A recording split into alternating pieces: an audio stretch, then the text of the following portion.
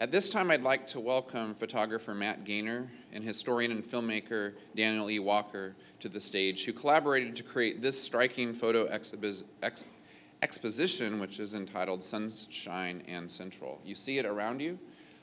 You also had the opportunity to pick up this. I ask you to take this with you, read it, consider it, and I'd like you to welcome Matt and Daniel to the stage.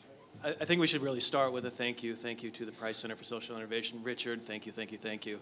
So Richard called us up and said, I have this idea for this project, and we're doing this conference. And that's where this project really started. For me, though, to try to picture South Los Angeles, to picture LA, it's the first person in your video who said LA is and then laughs. That's sort of my version of what LA is.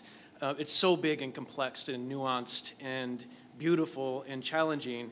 And to deal with something with a point of departure with the uprisings in 1992, I had to go back to where I was at in 1992, which is in a basement apartment in St. Louis, recording with the VCR the images that were being broadcast of Reginald Denny and Rodney King being assaulted on these important intersections at Florence and Normandy and Foothill and Osborne. And so I went to those sites and see what I find, and looking for signs, and got down to Florence and Normandy several times to just sort of let it resonate and say, like, where's the sort of sign that says what's important here, and where's the sort of collective historical memory that we all share of that place? And it really just is embedded in those tapes, because when you get there, there's Arch Chili Dogs, there's a gas station, there's a liquor store, there's community, there's people going about their days. And when I got up to Foothill and Osborne, though, in Lakeview Terrace, I was really excited. There's a library there, and I thought, okay, this is a great point of departure. I'm a library person. And so I went into the library and asked the librarian, where's the reference section? Where's the thing that tells me sort of like about this big pivotal event that started right here where we're standing? And he just sort of shook his head and said, well, we're not so good at sort of remembering this stuff, which kind of was a bummer. I went outside and there was a public artwork, and since we're here to talk about art, I thought, this is beautiful. So there's this public artwork that was commissioned, I guess around 2003, something like this, that deals with historical memory, specifically Lakeview Terrace as a place. And it has all these quotes from these community members. And I thought, great, so this is where I'm going to hear the stuff that Rodney King said about his experience here. But he wasn't there. And so when we talk about inclusiveness, it's a little prickly, sticky thing, especially when we're talking about sort of putting our stamp on it and saying, this is what's important to remember. So I walked across the store to the liquor store. Across the street to the liquor store at Florence and at Foothill and Osborne. Got a bag of peanut M&Ms because I was hungry. You know, you need to eat while you're working. And asked the guy at the liquor store, so do you know the site? I'm looking for the site. Where was Rodney King beaten? And he looked up at me and said, Rodney who? I said, Rodney King. He said, I don't know, I'm new here, man. So Daniel and I were talking, and this is, I think, where I sort of step away from the podium. But we were talking about, like, what does that mean? Like, how do we compartmentalize these important moments and try to understand them and deal with them and work through them? And I was kind of struggling with the idea, like, where do I start? Where do we point our camera?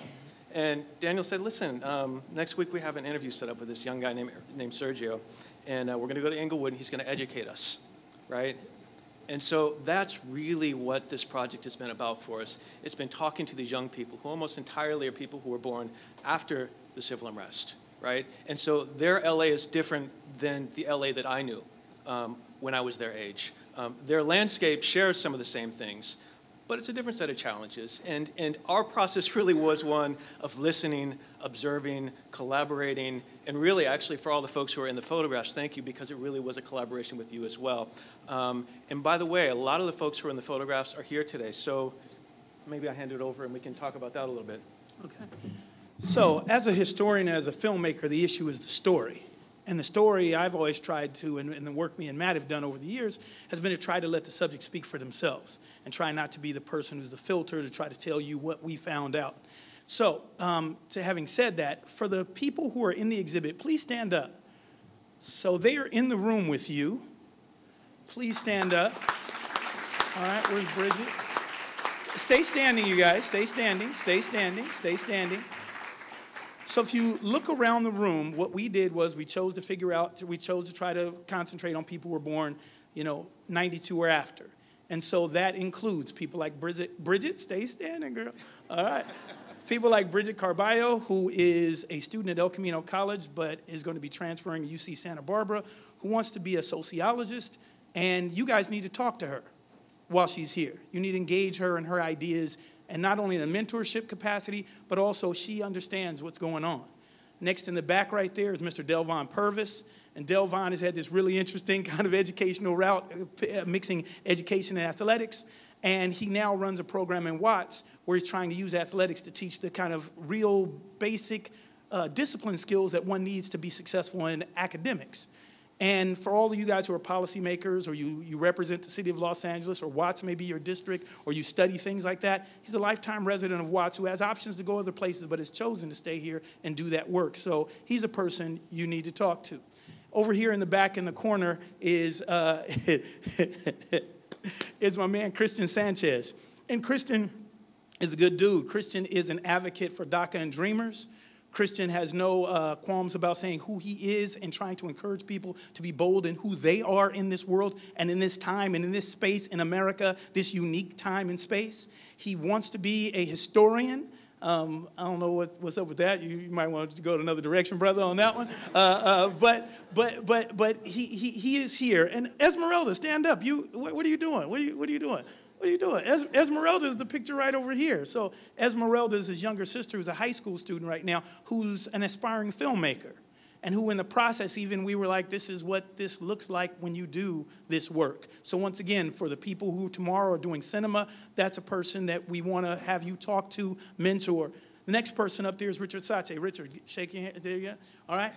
Richard is like this. Richard is a pipeline program in and of himself.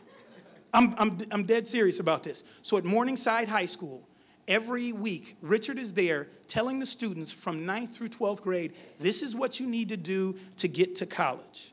Not just talking to them about that, meeting with their parents, helping them through. Then when they transition to a place like El Camino or Southwest, he's guiding them through all the different courses that they need to take. Who's the teacher to take? Who not to take? What's your financial aid? How do you do this? And as they transition to USC or Dominguez or Harvard or wherever else it is, he's still there with them moving through. When he transferred from El Camino, I was like, dude, you need to go somewhere else. But he said, I got to stay here because I can't leave these people behind. The homies. You know what I'm saying? I mean, that's real right there, okay? And that dude has a portfolio of like 250 kids he's whirling with right now with no funding from anybody, just because that's what he wants to do. I'm just, you know, and then we got Jalen Coleman. Jalen, give him, all right? So Jalen is from Compton. And Jalen is an artist, a filmmaker. Jalen's won all kinds of awards, everything else. He works with Black Tree TV. Bill Duke is one of his mentors, everything else. But he lives in Compton. And he's a part of an artist collective there in Compton where these young people are getting together through spoken word, through creative writing, through film, you name it. And once a month, they're out there putting their beauty and their spirit out into the world. And they believe that they are creating art not just for art's sake, but to be transformative. So these people were in the room, and there's others who will be here. We have Shakayla Johnson, who's over here. She'll be here tomorrow. She's a food justice. She's a food justice advocate fighter in Watts. She said, I've been all over the United States, and I never saw anybody who looked like me talking about these things in my community. So they will be here. Last person I just wanted to kind of shout out in the back over here is Sergio Guerrero, who is actually, he'll be here in just a second. Sergio is the mad accordion player back there. Dude is the bomb. He's everywhere at quinceañeras and parties and graduations and everything else, leading this band. He learned how to play the accordion on YouTube. What I'm trying to say is it's a different world than where we came from, all right? And so we just need to embrace these folk. They will be here. I have them sitting with you so you can engage them and they can engage you. Thank you guys very much. We really appreciate the opportunity.